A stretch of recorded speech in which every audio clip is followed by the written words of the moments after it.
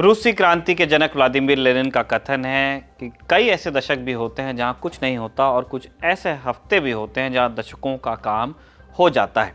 भारत के इतिहास में फरवरी 1986 में 2 हफ्ते ऐसे बीते जिन्होंने भारतीय राजनीति की दशा और दिशा को बदल कर रख दिया। कारण और प्रभाव का नियम लाएं तो इन 2 हफ्तों से आने वाले दशकों तक एक सीधी रेखा खींची जा सकती है। साल 1985 में मुस्लिम लीग के सांसद जीएम बनातवाला ने संसद में एक विधेयक पेश किया था। क्या था इस विधेयक में? इस विधेयक के जरिए बनातवाला मुस्लिम औरतों को सीआरपीसी की धारा 125 के दायरे से बाहर निकालने की बात कर रहे थे। राजीव गांधी सरकार में 2 तरह की आवाजें उठ रही थी। मंत्री आरिफ मोहम्मद खान इस विधेयक के खिलाफ थे, जबकि जियाउर रहमान समर्थन में। राजीव गांधी के लिए समस्या कहीं और थी, लेकिन उस साल कई लोकसभा सीटों पर चुनाव हुए थे और सब जगह से कांग्रेस के लिए बुरी खबर थी। असम के चुनाव में चंद दिन पुरानी पार्टी यूनाइटेड माइनॉरिटीज फ्रंट यूएमएफ ने 17 सीटों पर जीत दर्ज कर ली थी। वहीं बिहार में किशनगंज लोकसभा सीट के चुनाव में सैयद शहाबुद्दीन ने कांग्रेस के खिलाफ 73,000 वोटों से जीत हासिल की थी। सब जगह एक ही मुद्दा था, शाहबानो केस। चुनावी गणित साधने के मकसद से अंत में राजीव गांधी सरकार ने फैसला लिया कि वो अपना बिल लेकर आएगी। इधर अल्पसंख्यकों को मनाने के लिए सरकार ने बिल पेश किया, उधर बहुसंख्यक नाराज हो गए। गुना भाग ऐसा बैठा कि इस बिल के पेश होने के 2 हफ्ते के भीतर बाबरी मस्जिद का ताला खोल देना पड़ा।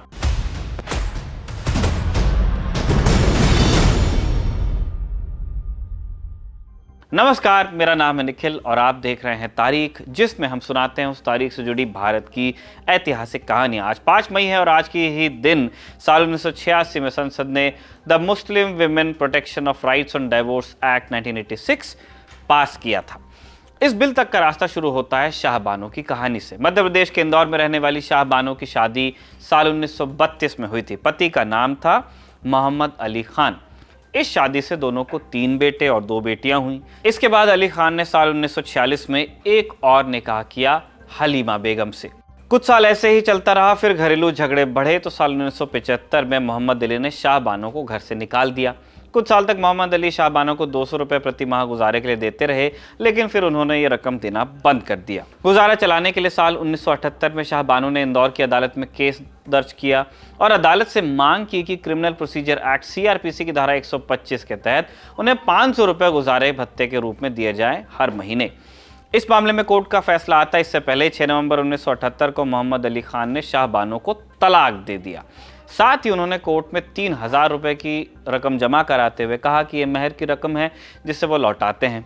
अगस्त 1979 में इस मामले में निचली अदालत का फैसला आता है और मोहम्मद शाह से शाहबानो को 25 रुपए प्रति माह बतौर भत्ता देने का हुक्म दिया जाता है। अब मोहम्मद की महीने की कमाई लगभग 5,000 थी, इस लिहाज से 25 रुपए की रकम शाहबानो के लिए बिल्कुल भी जायज़ नहीं थी और इसी कारण वो 1980 में हाई कोर्ट में केस दायर करते हुए मांग करती हैं कि भत्ते की रकम को बढ़ाया जाए।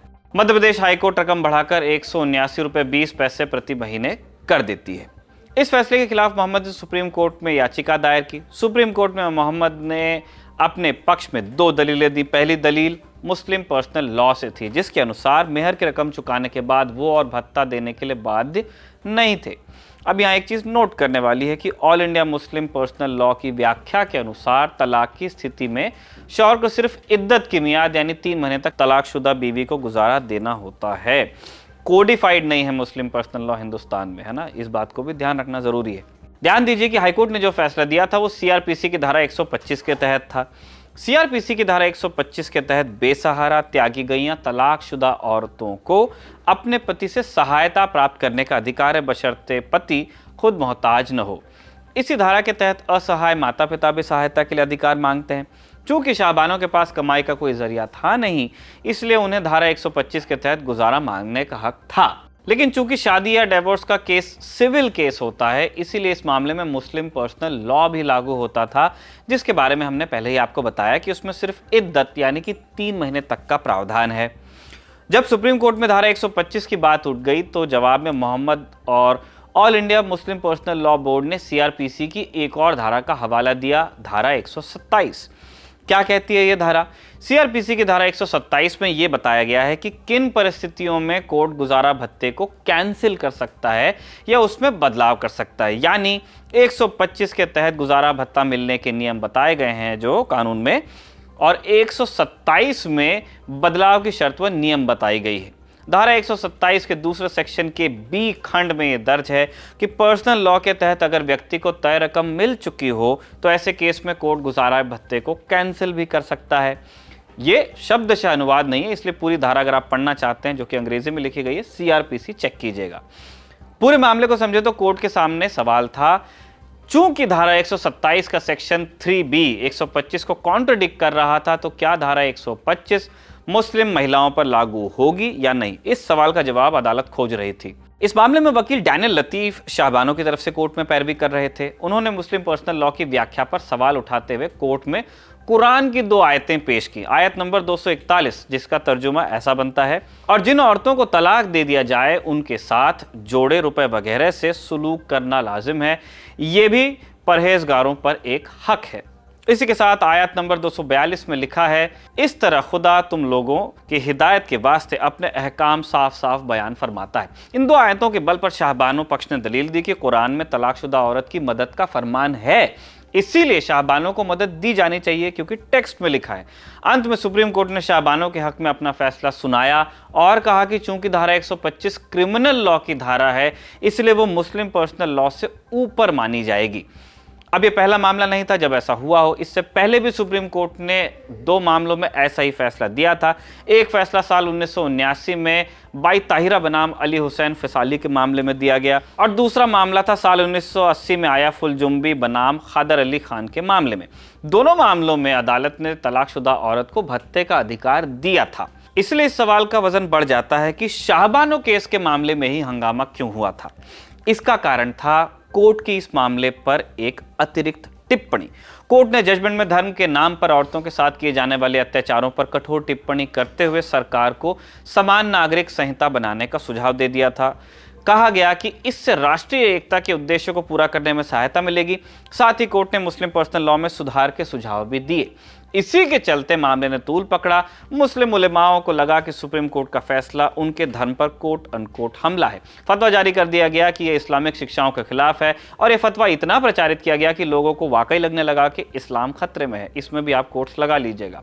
और इस विरोध ने सांप्रदायिक संघर्ष का रूप लिया। जगह जगह प्रदर्शन हुए। फैसले को बदलने के लिए मांग जोर पकड़ने लगी। इसलिए भी पकड़ रही थी क्योंकि लोग इसमें अपनी पॉलिटिक्स चमकाने की कोशिश कर रहे थे। चाबी कोई देता है तभी खिलौना नाचता है। कांग्रेस को कुछ चुनावों में हार मिली तो राजीव गांधी सरकार पर दबाव बढ़ने लगा। अपनी किताब माई ईयर्स विद राजीव में वजाहत हबीबुल्लाह एक किस्से का जिक्र करते हैं। 1986 का साल था। हबीबुल्लाह अल्पसंख्यक आयोग का कामकाज देखा करते। उस रोज जब हबीबुल्लाह प्रधानमंत्री के चेंबर में दाखिल हुए तो देखते हैं कि टेबल की दूसरी तरफ एमजे अकबर बैठे हुए थे। हबीबुल्लाह के आते ही राजीव गांधी ने उनसे कहा, आओ आओ वजाहत, तुम हम में से ही एक हो। हबीबुल्लाह इस अजीब से अभिवादन पर हैरान हुए, लेकिन कुछ ही देर में उन्हें बात का मर्म समझ में आया।